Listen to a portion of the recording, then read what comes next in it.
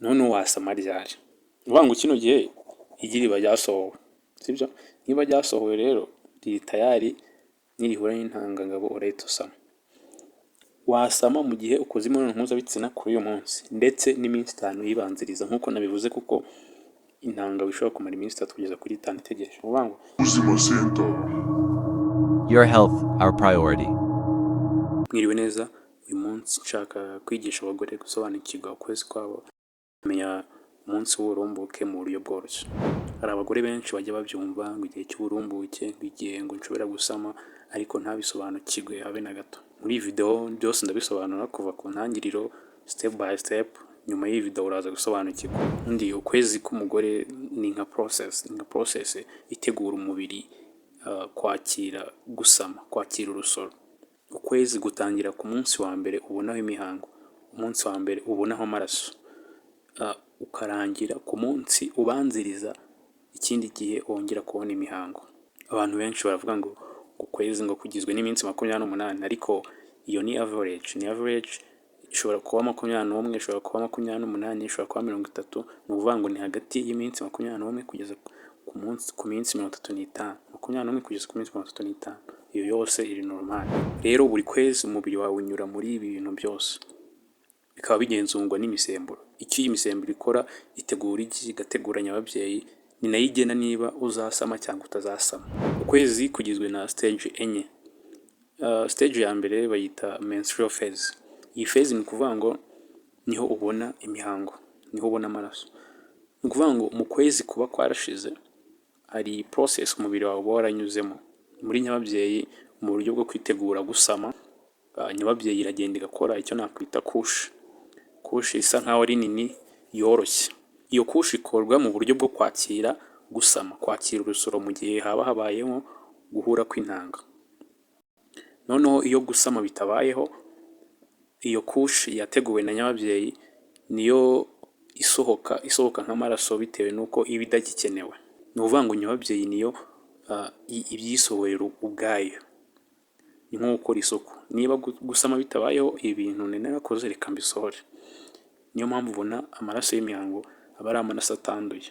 Ni nyababyeyi bisohora ibyo yagiye itegura. Muri iki gihe imisemburo iba yagabanutse, ushobora kumva unaniwe cyangwa kumva uri nko kuribwa nko mu kiziba cy'inda cyangwa se n'umugongo arabaribwa.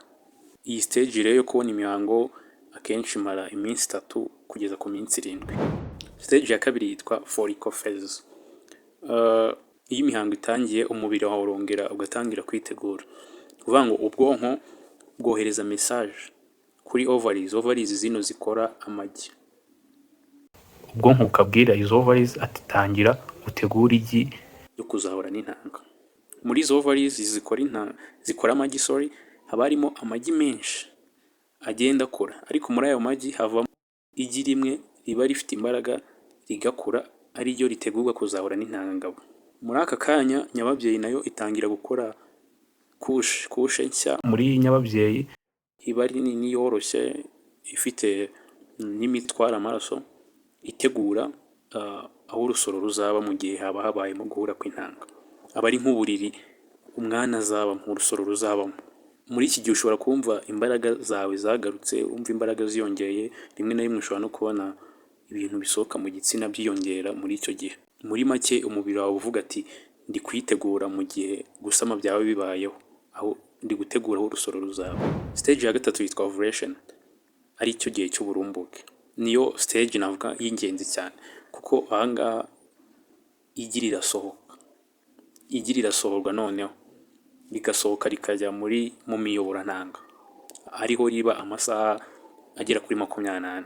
Ahangaha rero intanga iyo yinjiye muri nyababyeyi igahura n'igi tayari umuntu ahita asama.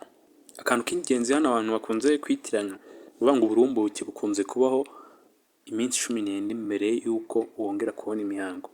Ntabwo buri gihe bivuze ngo ngira uburumbuke ku munsi wa 14. Oya, kuko abantu bagira iminsi itandukanye. Urugero nko ku muntu ufite ukwezi kugira iminsi 28, azagira uburumbuke ku munsi wa 14. Niba ugira ukwezi kw'iminsi 30, uzabona igihe cyawe cy'uburumbuke ni ku munsi wa 16. Bivuze ngo ntabwo igihe cy'uburumbuke gihora ku munsi wa 14 biterwa n'iminsi yawe y'ukwezi. Hano hari ibimenyetso ushobora kubona ukabona ko uri mu gihe cy'uburumbuke.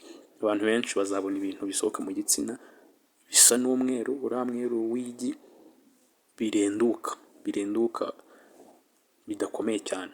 Ikindi hari abaribwa mu kiziba cy'inda cyangwa se uruhande rumwe rw'inda, abandi bakaribwa amabere, cyangwa se ubushake bwo gukora imibonano mpuzabitsina bukiyongera. Ibyo ni bimwe mu bimenyetso by'igihe cy'uburumbuke. Noneho hari iminsi ishobora gusama. Ni ukuvuga ngo niba uwo munsi w'uburumbuke igi risohoka mu gihe ryaba rihuye n'intangabo wasama. Ni ukuvuga ngo umunsi nyirizina w'uburumbuke wasama. Ikindi ndetse n'iminsi 5 ibanziriza uwo munsi. Niba ugira uburumbuke ku munsi wa 14, bivuze ngo ku munsi wa 13, 12, 11 ukoze imibonano mpuzabitsina idakingiye wasama. Ni ukubera iki? Ni ukubera ko intangabo y'ubwayo ishobora kumara muri nyababyeyi iminsi 3 kugeza kuri 5 igitegereje igi. Stage ya 4 yitwa luteal phase. Iyi phase nayita ni nka phase yo gutegereza. Ni ukuvuga ngo akomeza gukorwa imisemburo ibwira nyababyeyi ati komeza utegereze, komeza ube ready, isaha n'isaha uyu mugore ashobora gusama. Ni ukuvuga ngo muri nyababyeyi yakoshe yoroshye ariko nini irakomeza ikabamo in case intanga ihuye n'igi tayari umwana abona aho akurira. Ni ukuvuga ngo iyo gusama bibayeho iyo koshe igumamo nyine ifasha urusoro, niho urusoro ruba. Numva ntabwo wongera kubona imihango. Ariko iyo gusama bitabayeho iyo koshe iramenagurika, nabyita kumenagurika, bigasenyuka no bigasohoka ari ya mihango ubona ari amaraso. Ni ukuvuga ngo ya misemburo ibona ko gusama bitabayeho ikahita igabanuka, nyababyeyi ikabona ko iyo koshe yakozwe itagikenewe, bityo bikahita bisohoka. Ubwo iyo bisohotse ukwezi kwawe kuba gutangiye ku munsi wa mbere. Kenshi iyi phase ikunze kumara iminsi 14. Gute wamenya igihe cy'uburumbuke rero? Sasa katubyiga ukuntu wakarikira umunsi wawe w'uburumbuke n'igihe ushobora gusama. Step ya mbere ubanza ukamenya iminsi yawe y'ukwezi. Nababwiye ko tubara duhereye ku munsi wa mbere uboneyeho imihango, ukabara ukageza ku munsi ubanziriza indi mihango. Urugero, niba wenda tuvuge wabonye imihango tariki ya mbere, sibyo? Wongeye kubona imihango tariki wenda 29, tariki 29, sibyo? Ni ukuvuga ngo ukwezi kwawe ni kuva kuri uyu munsi wa mbere tariki ya mbere aribwo waboneyeho imihango ya mbere kugeza kuri uyu munsi ubanziriza indi mihango wayiboneye. Ni ukuvuga ngo ukwezi kugize iminsi ingahe? 28. Ni ku cyababara. Niba wabonye imihango yindi kuri 30, ubwo ukwezi ni kugeza kuri uyu munsi wa 29. Step ya kabiri, fata ya minsi yawe y'ukwezi ukuremo 14. Urugero, niba wabonye iminsi 28, iminsi 28, sibyo? Kuramo 14. Ubwo rero tubona kangahe? 14. Bivuze ngo igihe cy'uburumbuke cyawe ni ku munsi wa 14. Urabara 1, 2, 3, 4 ugere ku munsi wa 14. Ubwo kino ni cyo gihe cy'uburumbuke. Si wenda reka tuwe gukoresha iyi minsi 28. Tuvuge wenda wabonye ukwezi kwawe gufite iminsi 30. Niyo gufite iminsi 30 urakuramo 14. Ubone kangahe? Ubone 16. Ubwo uburumbuke bwawe ni ku munsi wa 16. Urabara ubare ugeze ku munsi wa 16. Iki ni cyo gihe cyawe cy'uburumbuke. None wasama ryari? Uvuga ngo kino gihe igi riba ryasohowe, sibyo? Niba ryasohowe rero riri tayari nirihura n'intangangabo urahita usama. Wasama mu gihe ukoze imibonano mpuzabitsina kuri uyu munsi ndetse n'iminsi 5 yibanziriza, nk'uko nabivuze, kuko intangangabo ishobora kumara iminsi 3 kugeza kuri 5 itegereje. Uvuga ngo ku munsi wa 13 ushobora gusama, 15 ushobora gusama, 14 ushobora gusama, 13 ushobora gusama, 12 ushobora gusama, 1, 2, 3, 4, 5. Iminsi 5 ibanziriza uburumbuke nawe ushobora gusama. That's good? Yes. That is it. Ni ibingibi. Ntabwo bigoye. Uwo biragora ambwire nzamufasha. Nge ibye umunsi mufasha kuba. Uwo bizagora zambwire mufasha. Nta kibazo. Ariko hari ibintu by'ingenzi. Uvuga ngo urabona iyo wanditse gutya biragufasha cyane. Iyo ubonye akantu wandikaho bigufasha no kwibuka ukaba utagira nyine imbogamizi mu kubara. Ariko tujye tumenya ko umuntu atandukanye n'undi. Kugira stress, kugira uburwayi, kuba uri konsa bishobora guhindura ibi bihe by'uburumbuke, sibyo? Bikaba byatandukana n'iby'undi.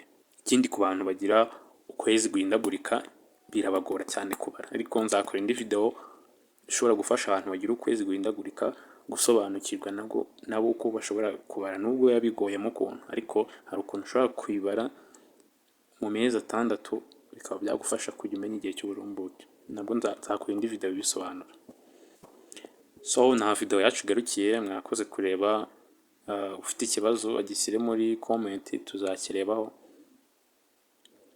n'ibindi mwifuza ko twazakoraho kugira ngo mumusobanukirwe.